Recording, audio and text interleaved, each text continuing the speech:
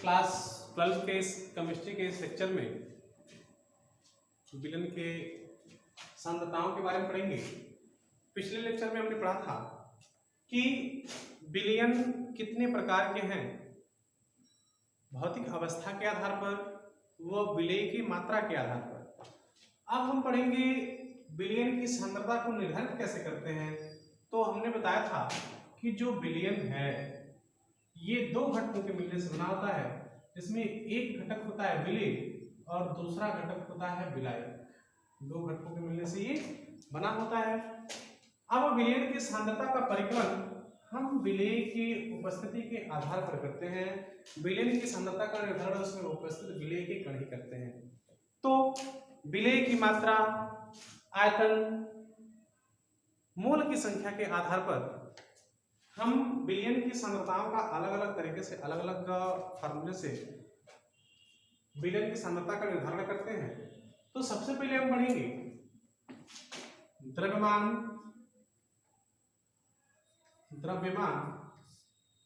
प्रतिशत।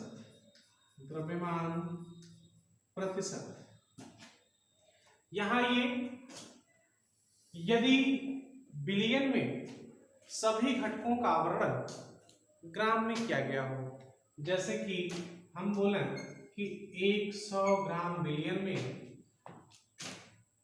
10 ग्राम विलय घुले हुए हैं, अर्थात सभी घटकों का जो कैलकुलेशन है वो भार में किया गया हो, ये भी ग्राम में हो, ये भी ग्राम में हो, ये भी ग्राम में हो। तो द्रव्यमान प्रतिशत को हम एक्सप्लेन कैसे करेंगे। 100 ग्राम विलयन में उपस्थित विलय के ग्रामों की संख्या को, हो गया 100 ग्राम विलयन में उपस्थित विलय के अथवा अवयवी कणों के ग्रामों की संख्या को हम द्रव्यमान प्रतिशतता कहते हैं। इसका फार्मूला होता है घटक का विलय का भी हो सकता है, विलाय का भी हो सकता है। विलय का निकालेंगे तो विलयन से हम विलय को घटा लेंगे, विलाय प्राप्त हो जाएगा। सीधे लिख रहे हैं विलय के ग्रामों की संख्या या विलय का ग्राम बटा विलयन का ग्राम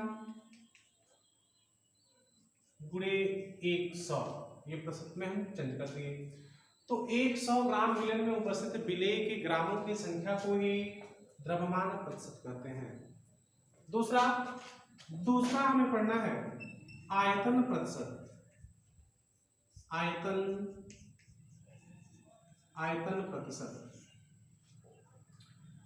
प्रतिशत क्या होगा। यदि यहाँ विलयन में उपस्थित घटकों का जो वर्णन हो वो ग्राम में हो, सॉरी ml में हो, विलय भी ml में उपस्थित हो, विलायक भी ml में कैलकुलेटेड हो और विलयन भी ml में कैलकुलेटेड हो, तो आयतन प्रतिशत कब बोलेंगे। क्या होता है आयतन प्रतिशत का डेफिनेशन। 100 ml में, जैसे जब ग्राम प्रतिशत कर रहे हैं तो बोल रहे थे क्या 100 ग्राम में, यहाँ बोलेंगे 100 ml विलयन में उपस्थित विलय के मिलीलीटरों की संख्या को आयतन प्रतिशत कहते हैं। तो क्या हुआ, विलय के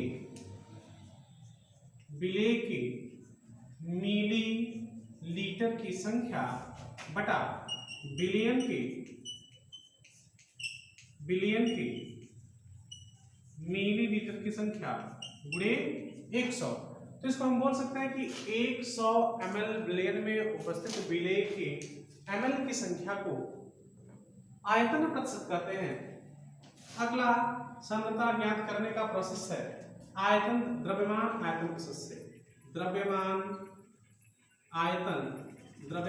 आयतन प्रतिशत से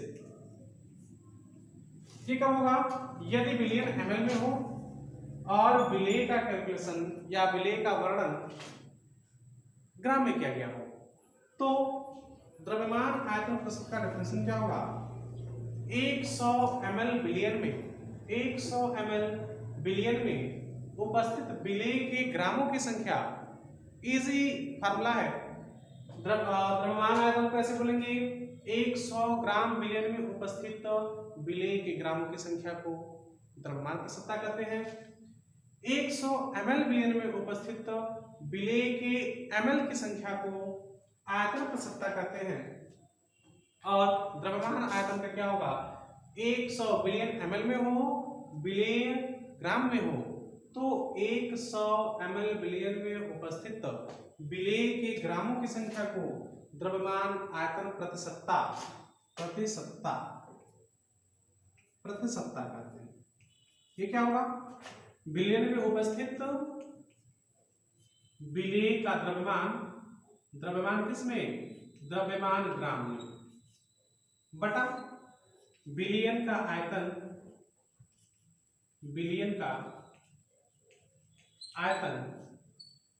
ml में गुणे 100।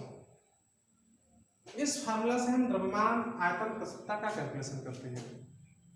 इसके अलावा कुछ और इकाइयां हैं, जैसे मोल प्रभाज्य या मोल अंश, मोल प्रभाज्य या मोल अंश, और दूसरा ppm पार्टिकल पर मिलियन,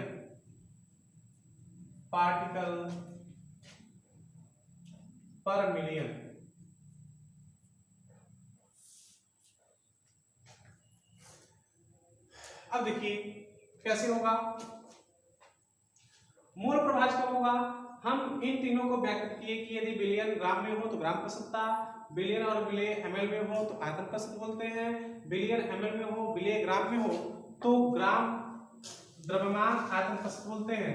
अब क्या होगा, मोल प्रभाज्य कब होगा, यदि किसी बिलियन में उपस्थित विलेय का भी वर्णन मोल में हो, विलेय भी मोल में हो, वो विलायक भी मोल में हो, तो विलेय के मोलों की संख्या व बिलियन में उपस्थित कुल मोलों की संख्या क्या हो जाएगा, n प्लस कैपिटल N।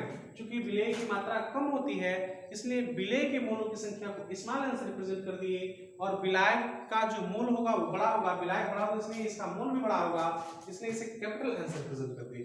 कुल मोलों की संख्या हो गया small n plus capital N।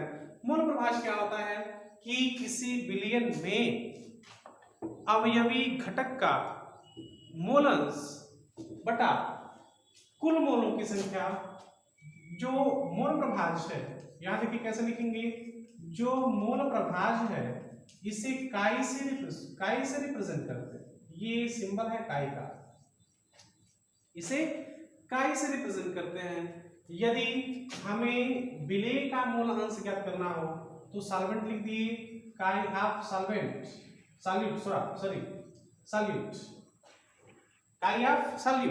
अर्थात विलेय का मोल अंश या मोल प्रभाज्य कैसे कैलकुलेट करेंगे, विलेय के मोलों की संख्या n ऑफ सॉल्यूट, विलेय के मोलों की संख्या बटा कुल मोलों की संख्या, यानी कि n सॉल्यूट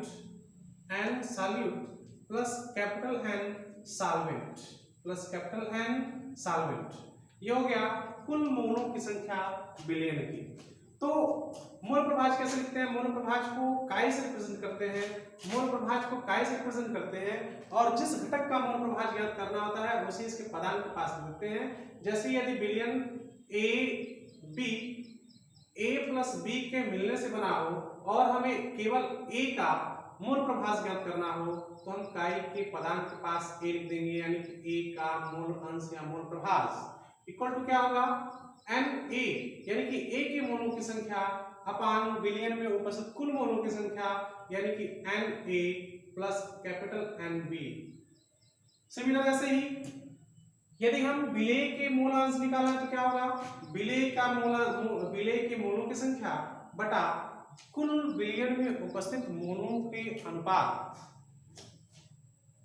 मोल संख्या का अनुपात कहलाता है मोल प्रभाज्य। तो मोल प्रभाज्य को परिभाषित कैसे करेंगे, बिलियन में उपस्थित घटकों का मोल अंश, घटक का किसी एक घटक का मोल अंश, जैसे कि विलेय लिखे, विलेय का मोल अंश ज्ञात करना है तो विलेय के मोलों की संख्या, विलायक का मोल अंश ज्ञात करना हो तो विलायक के मोलों की संख्या, सॉल्वेंट कर देंगे यहाँ पे। तो बिलियन में उपस्थित अवयवी घटक के मोलों की संख्या और कुल बिलियन में उपस्थित मोलों की संख्या के अनुपात को मोल प्रभाज्य कहते हैं, इसका वैल्यू हमेशा 1 आता है। तो मोल प्रभाज का रिप्रेजेंटेशन कैसे होगा, काई से रिप्रेजेंट करते हैं। और यदि एक विलयन ए व बी के मिलने से बना हो, जिसमें से ए विलेय हो बी विलायक हो, कैसे लिखेंगे, ए का मोल अंश यानी कि काई इक्वल टू ए के मोलों की संख्या बटा कुल मोलों की संख्या यानी कि Na, चूंकि बी विलायक है इसलिए कैपिटल NB। ये हो गया मोल अंश। पीपीएम क्या है, पीपीएम यानी कि पार्टिकल पर मिलियन। 10 लाख विलायक के अणु में या 10 लाख बिलियन के अणु में उपस्थित विलेय के मोलों की संख्या को मोल अंश कहते हैं, सॉरी पीपीएम कहते हैं। यहां इसको एक्सप्लेन कर रहे हैं।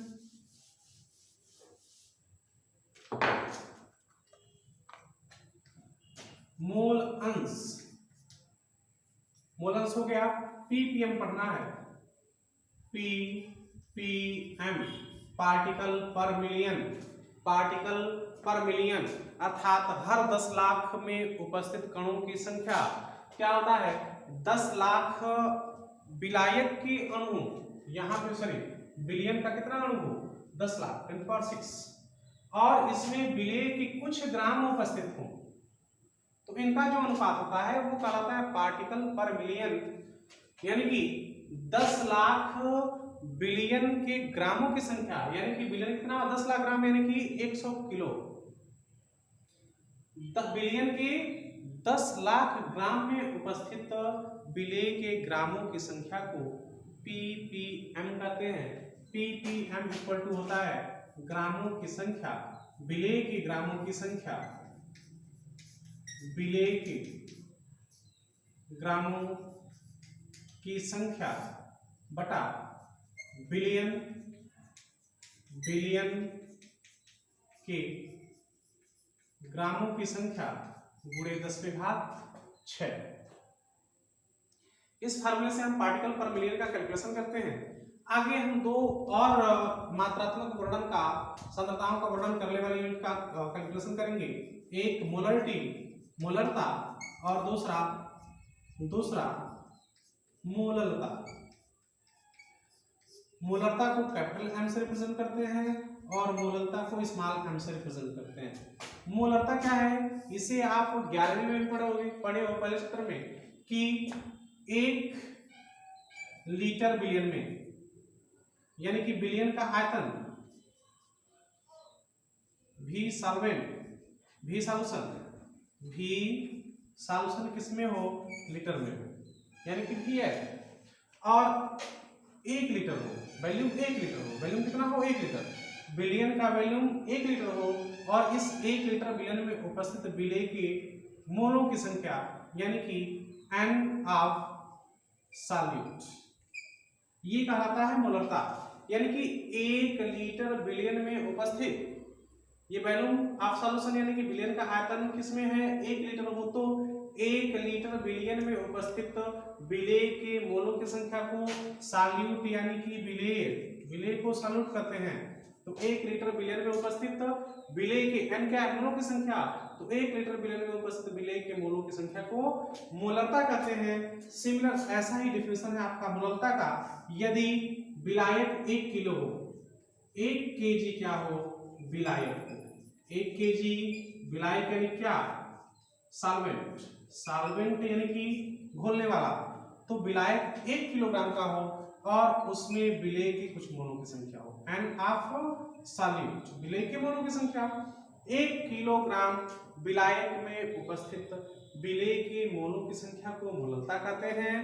1 लीटर विलियन में उपस्थित विलेय के मोलों की संख्या को मोलरता कहते हैं। मोलरता को कैपिटल एम से रिप्रेजेंट करते हैं, मोलरता को स्मॉल एम से रिप्रेजेंट करते हैं। बाकी आयतन संबंधी मात्रात्मक अध्ययन का कैलकुलेशन करने के लिए हमने द्रव्यमान आयतन प्रतिशत पढ़ा, द्रव्यमान प्रतिशतता का नियम, आयतन प्रतिशतता, द्रव्यमान आयतन प्रतिशतता और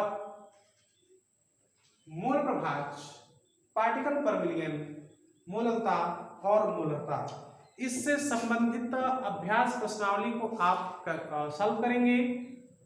जिस क्वेश्चन में प्रॉब्लम होगा उस क्वेश्चन को आप कमेंट के थ्रू हमें मैसेज करेंगे, जिसका सॉल्यूशन हम नेक्स्ट वीडियो में आपको देंगे।